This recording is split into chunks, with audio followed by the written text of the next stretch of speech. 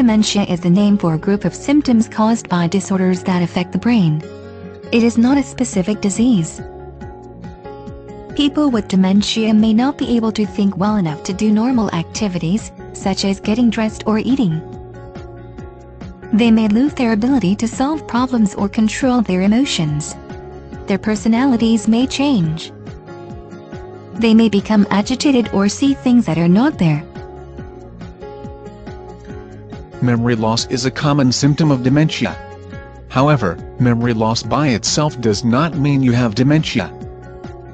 People with dementia have serious problems with 2 or more brain functions, such as memory and language.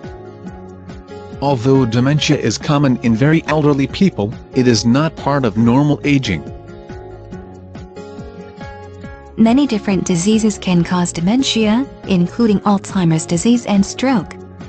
Drugs are available to treat some of these diseases.